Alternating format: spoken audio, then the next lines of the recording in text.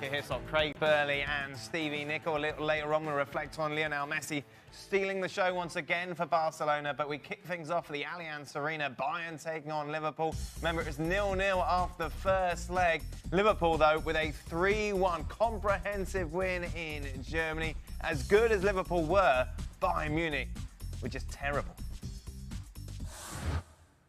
So obviously, from a Liverpool's point of view, great result. From a neutral, and indeed for a Bayern fan, this game was flat, wasn't it? It didn't quite live up to, I suppose, what we would be expecting.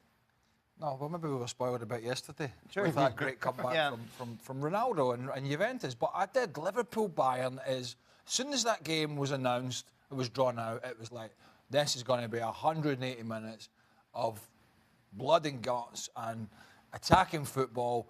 And, you know, we got a 0-0 in the first leg, which was job done to an extent from Bayern. But when you look at Bayern Munich, Dan, 90 minutes at Anfield and 90 minutes plus in the Allianz Arena and 2 shots on target. Yeah. 2 shots on target. That's abysmal for a team with, you know, OK, some might say it's an aging side, and it is, but they've got more quality than that. Now, was that because Liverpool stifled them, stopped them from playing, or was this Bayern's own doing? I would love to say that Liverpool came and were just too clever and sat in a great spot. But the truth is, I don't think Bayern actually knew what they wanted to do. Right. Clearly, the first leg, they sit tight, give nothing away. And then at home, and the reason we all pretty much said Bayern are now favourites is because at home, you expect them to be the team pushing the game. Well, they didn't. They didn't do anything. They didn't sit back. They didn't go forward. They just sort of sat and waited. And the fact that, if you look at the stats, they end up with more possession, that's only because Liverpool kept giving them the ball. Yeah. That's nothing to do with what they were doing. Liverpool on the ball in this game, overall, I thought were atrocious. Actually, were as bad as I've ever seen. But it goes to show you, it doesn't matter. Stats don't matter. It's the final scoreline that counts, and Liverpool go through 3-1. Look, the thing is, I think Bayern Munich allowed Liverpool to control them, or what they did, in many respects. And as much as you're right, this is an aging Bayern Munich team, it's an experienced one. A team that's been here and done it before. You see that with the likes of Juventus, how they somehow seem to get the job done. Bayern go to Anfield, don't really offer an awful lot, but first legs can be cagey affairs, and that's what you saw. But given their experience, you expected a whole lot more from Bayern Munich at home. Yet, they never did. They never seemed to get out of that second gear.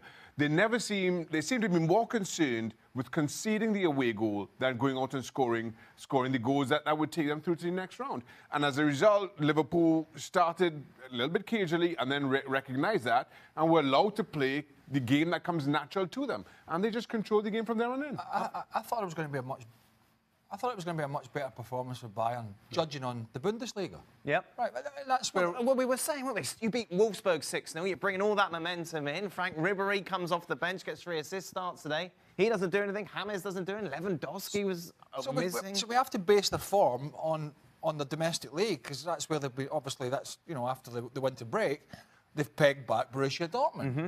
So you base your facts on they're playing better, they're back in form, they're scoring goals again, and they're probably going to beat Dortmund in the league, but how is that in comparison to playing against a Liverpool side that have been, let's be honest, been a little bit flaky, particularly the game at Man United, and then there was one after that escapes me where they won and didn't play particularly well.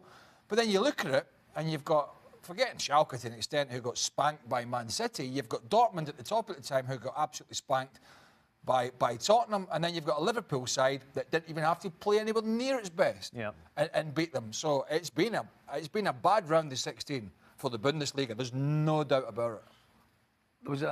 There was a time in the second half when Liverpool go 2-1 ahead. Yep. This is a cup competition. So if you're Bayern, your natural instinct you would expect is, A, the team wants to go forward because they have, I think, what was it, 20 minutes to go before the end of the game. So you think automatically the players are going to grab the thing with the scruff of the neck and go forward. And you think the crowd's going to start trying to encourage them and push them forward as well. Well, none of those things happened. Straight from the kick-off, they lose the ball, and Liverpool are on the attack. Yeah. I mean, it just goes...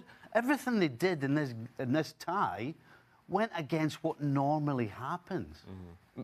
I think Bayern, I think everyone would agree, need a major overhaul. Raf be on tomorrow to talk about that. Meanwhile, Liverpool weird, Stevie. They're second in the Premier League, 1 point off City. They're through the quarterfinals of the Champions League. Yet we still don't believe they're playing as well as they could. No. Well, they're not. And that is the problem. And that's kind of what you do to yourself. You know, when you play the way you did last year, and when you get to a European Champions League final, you've set the bar. There's a standard now, and that's what we do. We're holding Liverpool to their best. And then whenever they fall short of it, regardless of winning 3-1 away in the Champions League at Bayern, then it almost feels as though, well, they weren't at their best, but they still won. And again, at the end of the day, it's the result that counts. But fantastic result. But it wasn't the best performance by a long way. And there's been people in England suggesting, and not just one, but several people over the last few weeks suggesting Liverpool should dump the Champions League. Right, and focus on the Premier League. Focus on the Premier League, and rightly so. Jurgen Klopp, I think, he's been a little bit smarting for those comments. And look, we're in these two competitions, we're in them to win. You know, I understand it makes the scheduling a bit more difficult, but this Champions League's wide open. Completely. And could you imagine Fergie and his pomp at Man United when he had two competitions to go for, saying, nah, we're not going to bother with that? You know, Liverpool have always had a standard where they're in these competitions to win, particularly the biggest ones. Yep. And they're chasing City at the moment, but that race is well and truly still on.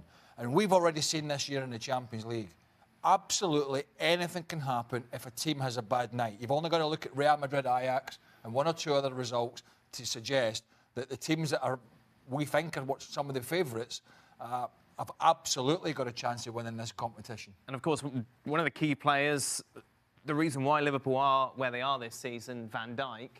However, one player I don't think we've really discussed at length at all in comparison is Sadio Mané, who's been a difference maker now in some big games for Liverpool. In some ways, Mané kind of reminds me of Sterling a little bit. You know, I think we all know his flaws, and one of his biggest flaws was his inconsistency, because I don't think he was quite sure what he was going to do. Never mind defenders or anybody else, but I think, no question, from Christmas on, this guy has been on fire. He actually looks as though he's thinking about it. His touch has gotten better. His finishing's gotten better. So, absolutely, he's Liverpool's man right at this minute in time, as far as attacking play is concerned. I think Sadio Mané has been outstanding for quite some time. My complaint or concern about Sadio Mané is I think he's too happy to play second fiddle to Mo Salah. And you saw that especially during last season and maybe the start of this one, where he's let Mo Salah score the goals, he's the star, he's running the show, and I'll come into my own where needed. And you saw that in the Champions League final in particular, where I thought he was the only Liverpool player who had a game to talk about.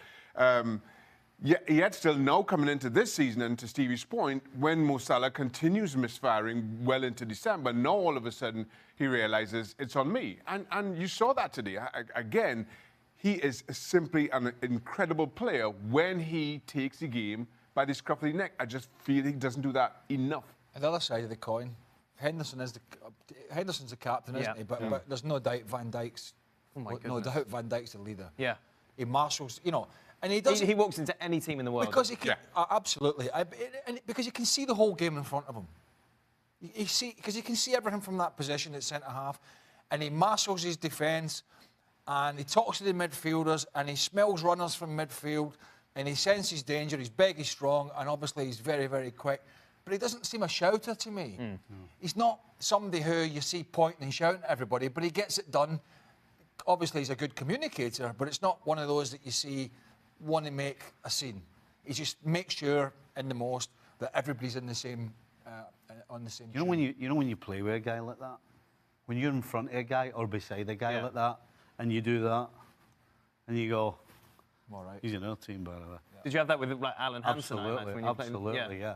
Now, to be fair, we had a few. You looked around, you went, "Wow, how am I getting a game?" But absolutely, you look around and you go, "I'm all right." Are you on the same? Guys with my team. Are you on the same page as Craig and Klopp when it comes to the title challenge? Yes. And this absolutely not hindrance. I think is the argument not though. But if you're out, then you've got a full week to prepare each time. No, I think that's not. Teams like Liverpool, Manchester United, Madrid. That's not how they should be thinking. You know, if you're a Leicester City or somebody like that and you have never won anything, then it's okay to say, well, you know what, we can put that aside and we'll concentrate on that. That's not what Liverpool's all about. But have they got the depth in squad to be able to do that? That's the thing, isn't it? Yeah. Yes, they've got the depth of squad to do it, to win it. And the thing I like about it is that Klopp is not in any way, shape or form throwing that in as any sort of smokescreen or any get-out clause. He's going for both of these. And you can bet your bottom dollar the players know that. And so there's no grey areas anymore. The players are not running around going, oh, pity, we're going to have to play 2 games this week again. That's not how it works. I can't wait for this game. Psychological as well, isn't it? I mean, Absolutely. I know there are fitness. I know you. It states the obvious. As the season goes on, of course you get more injuries and more knocks and more strains, and you do get tired. But then you cut your training back. Right. You know what I mean? You don't train the way you did in sort of October, November. You cut it back. But again, it goes back to, we were talking about it earlier, I think somebody mentioned it. When the English teams were struggling in the and by the way, nobody's won it yet. You know, yeah. But they're all sort of flying, they're all through. But when they were struggling, what was the story? Winter break. Everybody's tired. That's it. That's why the English teams are not doing well. There's no winter break. Now nobody's mentioning it. It's all, most of it is psychological. How does this result change the conversation with regards to Bayern in the big picture of European football? Yet again, they don't make it far in the Champions League. They've been knocked out in the semi-final, of course, by Spanish teams over the last 4 or 5 years. Do we give them too much because they're Bayern Munich? Do we expect too much from them? No, well, we expect experience at least plays some bit of a part in how they approach games. And today we're critical because the approach just bemused us all. We just didn't expect that. But I don't think it changes the conversation in that for the last 2 or 3 years, we've been recognizing that this Bayern team is aging and needs refurbishment. They're still good enough and strong and a rich enough club to win the Bundesliga as they continue to do, and experienced enough to go deep-ish in the Champions League. But I don't think anybody thought that Bayern Munich maybe had enough to win it for the last 2 or 3 seasons. Recognizing that, you know, this just kind of underlines it, and, you know, it needs an overhaul. Much more then on that conversation tomorrow with Ralph Honigstein will be here. Just a reminder, if you ever miss a show, you can download the daily podcast, which is available